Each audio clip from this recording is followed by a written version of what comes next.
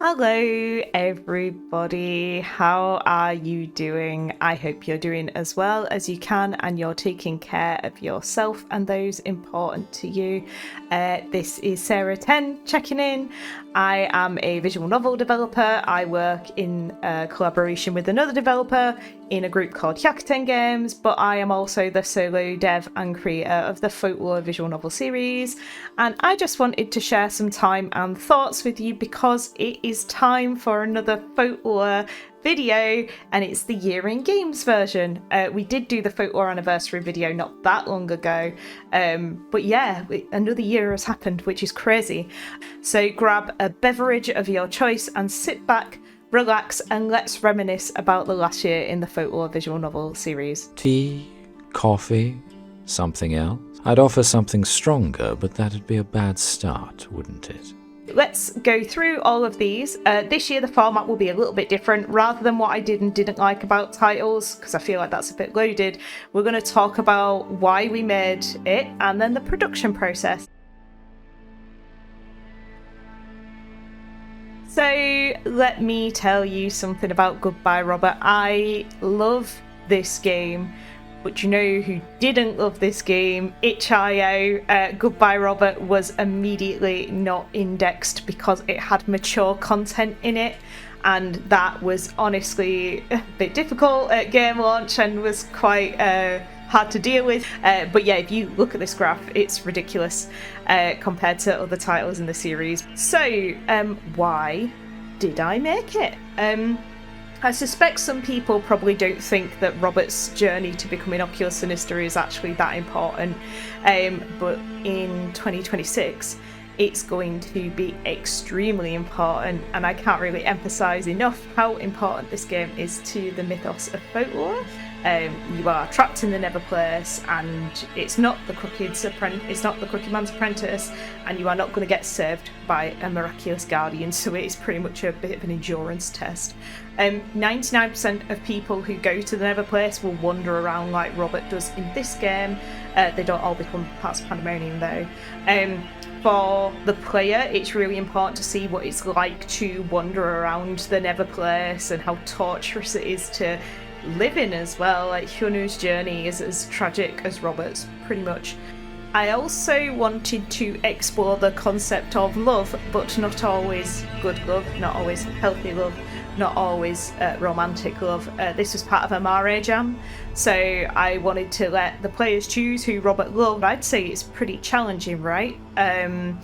It's probably one of the most miserable dating sims in existence, if you call it that, which would be really generous. Robert isn't picking from a list of beautiful, kind-hearted souls where joy is guaranteed if he does the right things, and Robert's affections are returned in goodwill. Sometimes the love is really ill-conceived, sometimes that love is ugly, it's poisonous, and it's really damaging.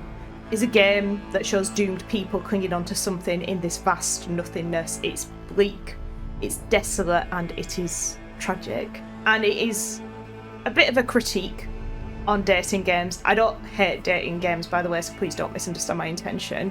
But this is a game that is meant to make you actually feel bad when you make the wrong choices for Robert. This isn't like Mr. Sexy Dangerous. This is symbolising what it is to play with people's emotions, to have to commit to choices and see the consequences that they have. It's sad, you know. When we first meet Robert, he's very young, he's really friendly, he's surrounded by his family, but in this game he feels really vulnerable.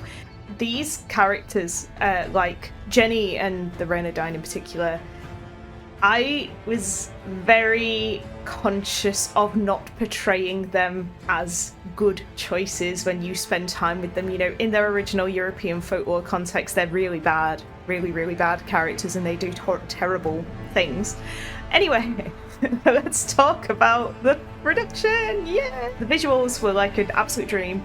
I love making backgrounds like they are in this game. I did more animation in this entry than I've ever done before, and I really wanted the character designs to like pop on the screen.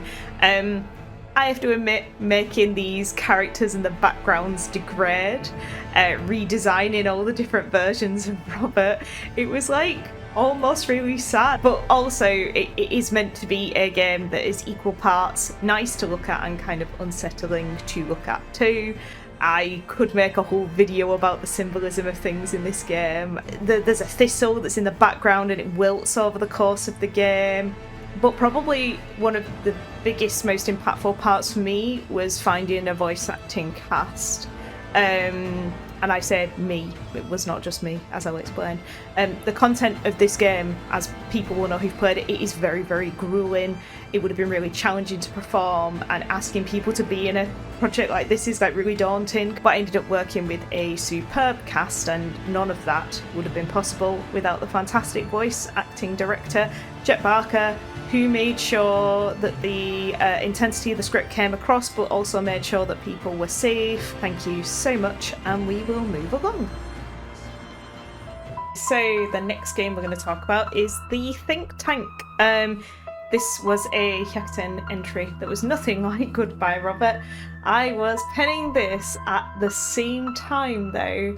If you like weird vampire aliens who are in a cornucopia of love, you might want to check this one out. And thank you, Rose Mask, for bringing this one to life with the graphics that you provided.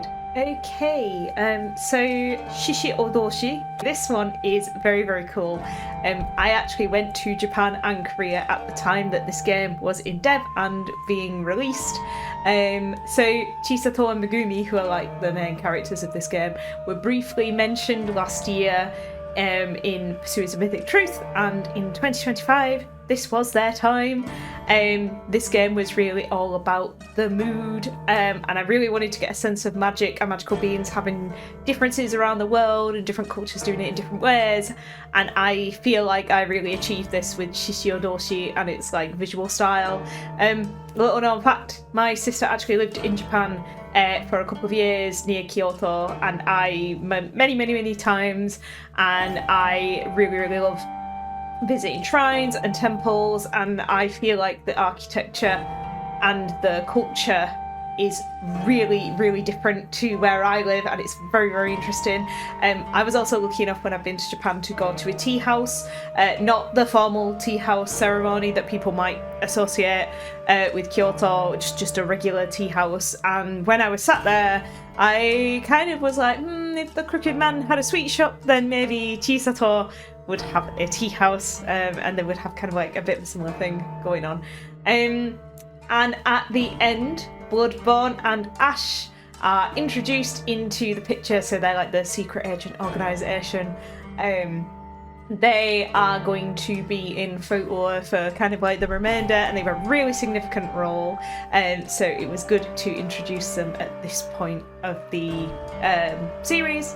So production side, because this was a jam entry again, this was for NaNoRenO, it ended up being a demo because I had some production issues and voice actor kind of situations going on.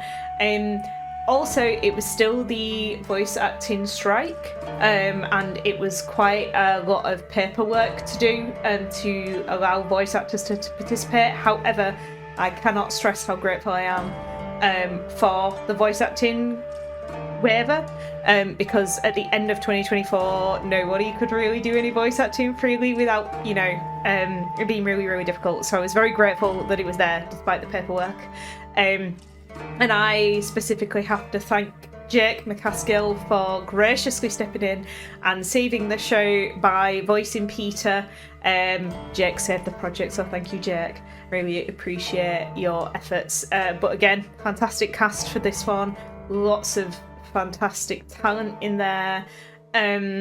I did actually, though, because I did a demo for NaNoRenO, I actually completed the game after NaNoRenO had finished. And I was really happy with it. And one of my favourite things about this game ever is that when I was talking to Rose Mask about it, she said, this is the most Folklore game in all of Folklore. It was really weird. That review made me like incredibly happy. And also, my sister really liked this game, and that actually meant quite a lot to me. So from a kind of content perspective, we learned a lot of things about John through the art of tea. And there was like a very different graphical presentation, and I tried to think really hard about how tea ceremony is done. And I really wanted that sense of like haziness when you're drinking the tea. It's kind of a vision, it's kind of an impression. And it's not meant to be super clear and specific because, you know, the apprentice is not getting a super clear picture either, and neither should you, and that's kind of the point. A bit different than what I usually do, but I was really happy with the outcome of this one. So, 3, 2, 1, gone. Why did I make it? Well, here he comes, Mr. Sexy Dangerous himself, Mr. Zen Shui. Zen had a cameo at the end of Shishio Doshi, and people at the end of the game who were playing it were like, oh, I like the sound of him. And I was like, well, that's good because he's very important and he's in the series a lot, so I was glad that people liked him. From a plot perspective, if the Crooked Man is awkward and well-meaning, Zen is the opposite. He is socially adept but quite sketchy. This was submitted into only one of any asset, which is a game jam where you have one of everything and 1,000 words, and you need to be super creative with how you're going to make something interesting, something that's good for you to work on, something that's interesting to play, and then something that you want to kind of wrap up in a week. It's like a really short period of time. And I was like, well, you know, an interrogation with Jen, like, you can't really go anywhere if you're in an interrogation. You are really constrained by the circumstances. And actually, that's exactly what this jam needed. So I was like, okay, I'm feeling pretty good about that. He's a new character as well, canonically, and in scenario. Like, we didn't know him, but neither did the apprentice. So it was a nice way to kind of get to know this really sussy guy and what he's all about. Okay, so then I had an interlude of dubbing previous games. So we're only really going to talk about production for these ones. So it was Valraven and Only When You Sleep. I was able to get voice actors involved in these for them to return to roles, people to take up new roles.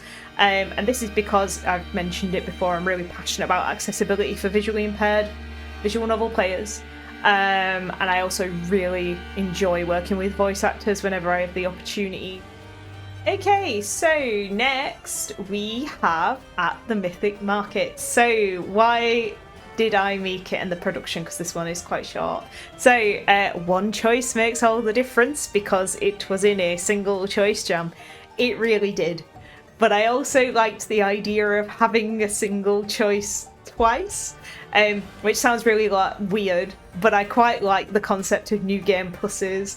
But whenever I see them, I'm like, oh my gosh, if this game is 70 hours long and I have to play it all again, I'm like, oh god, I don't know about that. But if the game is only like 20 minutes long, I'm like, I think I'd do new game plus, that would be fine. So we meet a mythic court jester. So this is Cassian the Wyvern. So we haven't really been back into the mythic court side of the story this year too much. A little bit, but not a lot. So Cassian was kind of nodding back to that. Cassian has a very unusual mythic available for purchase, but wait, it is not a mythic. It is John Faust. So for people who didn't know much about the series, or they'd only played some of the games, this would probably be quite surprising, but long-term fans might start joining up some dots, because we've heard Hacken talk about the Arcane Road. Alice mentioned that she helps mythics multiple times. King Tia exiles people who he doesn't like. Some people go to Neverplus, but it seems some people go to here. So this game provides a lot of context around all those story points. I also really wanted to focus on the whimsy of a jester archetype. I feel like Cassian just needed a tiny bit of a game on his own, because I think that jesters deserve to be the centre stage. I also love the idea of like the medieval canned laughter and a floating sign that says "Laugh now," as if it's like a modern day TV show. Keep your eyes peeled though for the name of the Lady Witch who is mentioned. This is the Cassian's Lady Witch is called Madame Thornaby. You might see that name pop up a little bit later this year. From a production perspective, did some nice visual effects on this one, learned some new things. I really wanted the magic to feel like magic, and I also really wanted the silliness to kind of come through, even though it's quite a serious game. Okay, so now we're going to talk about the masterpiece real quick. So this is another Hyakuten Games project. This is a really different type of route system than I've ever written before. It's got a bit of a common route and then lots of different options that you can do in any order. There was some interesting coding in this game, particularly around the different outcomes and choices. Once again, Rose Mask did an amazing job with the graphics, and our friend Mids also came in clutch and designed some incredible in-game posters, which I would probably just have on the wall anywhere because they're so cool. So the last one we're going to talk about in the Folklore series is A Very Crooked Christmas. So why did I make it? Because the Crooked Man, the series poster boy, had not had his own game this year, and I felt like he should have had one. I know, it's crazy that John and Jack and Jill hadn't really been in anything much. And I think players were missing him. I was getting comments like, oh, I hope John's okay. Where's John? What's happening with John? And I was really appreciative of this fact, but I was also very surprised. I didn't expect anybody would like him so much. And I don't think John thought anybody would like him so much either. I've had comments from players in the past saying, oh, I wish I could spend a day in the shop with John. I did want to give players the experience of working in the shop, and I thought a seasonal entry would be a nice way to make that a little bit more interesting than just a random day of the year. Seeing Jack and Jill up to their usual hijinks, seeing the shop's regular customers, and just seeing them get through a day's work is really important to understand the Crooked Man's character, because we've seen a lot of different kinds of John this year. We've seen him in Shishiodoshi, we've seen him in the Mythic Markets, we've seen him in Goodbye Robert, and he's been many things to many different people. But this is the John that John wants to be. This is the life that he enjoys. This is the life that he's worked for. So it's very important, amongst all of the chaos, to just see what is a normal day for John and a day that he would actually enjoy, despite his very dry sarcasm. Lower hunters might be really interested to know that we found out that Alice was John's mentor at some point. It makes sense, because who else is going to teach an edgelord chaos prince how to make sweets? Of course, someone like Alice would do that. The Thornaby lady who we talked about earlier, who was like Cassian's owner, had a grandson who is just as nice to people on the road as she was. That's Vincent Thornaby. And then we have also found out that Bloodborne and Ash do actually have like at least one nice person working there. So Sizwe Pierce works there, and Sizwe is a really good guy.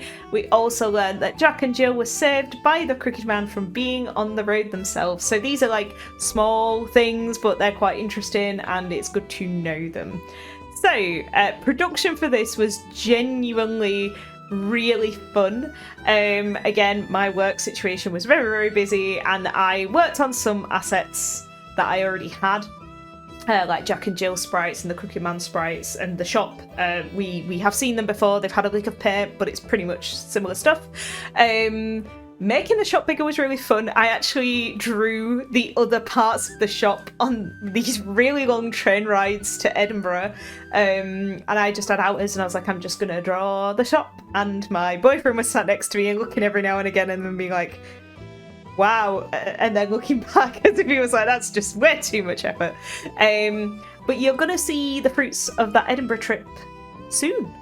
So yeah, keep your eyes out for why I went to Edinburgh as opposed to me just drawing on the train.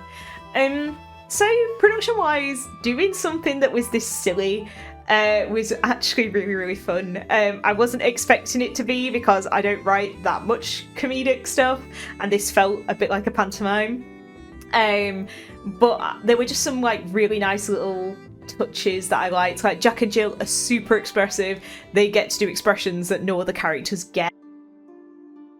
Okay, so Folklore is kind of inching to its big climaxes and big plot points. I know, it's crazy, isn't it? And we're going to be hitting some pretty significant story sections next year.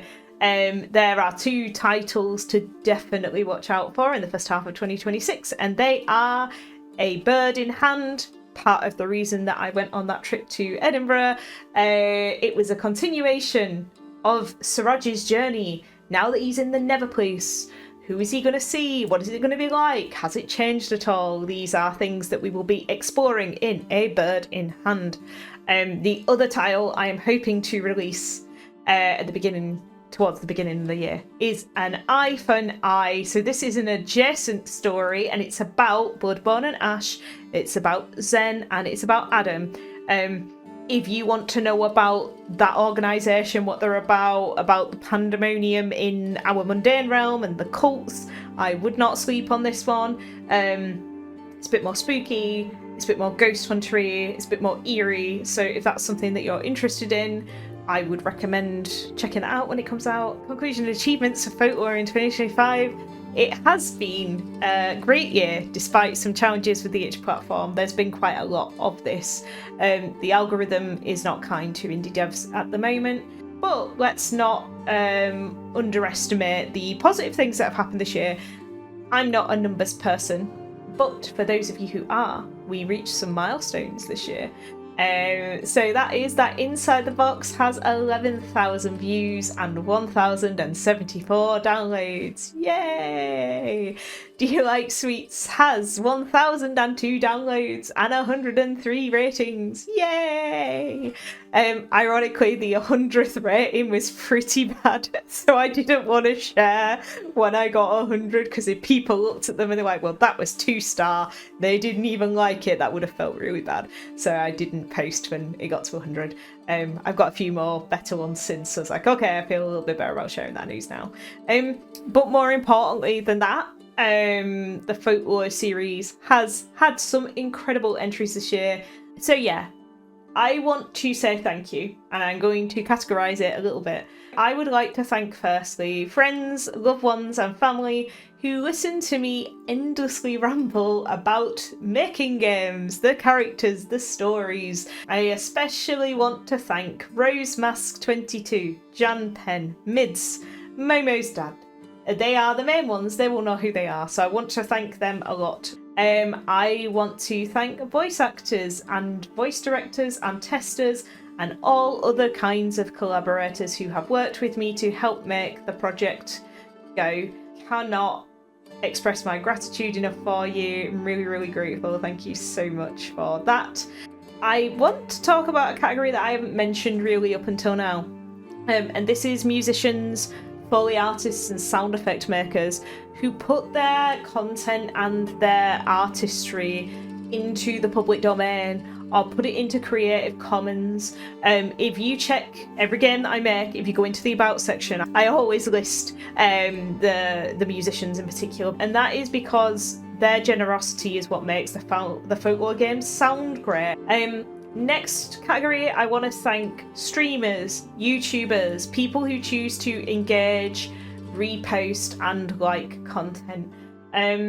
This is because, you know, people are choosing to share their personally curated space, whether that be their streams, their videos, their platforms. If they engage with the content that I make, I really appreciate that a lot because they didn't have to, so thank you.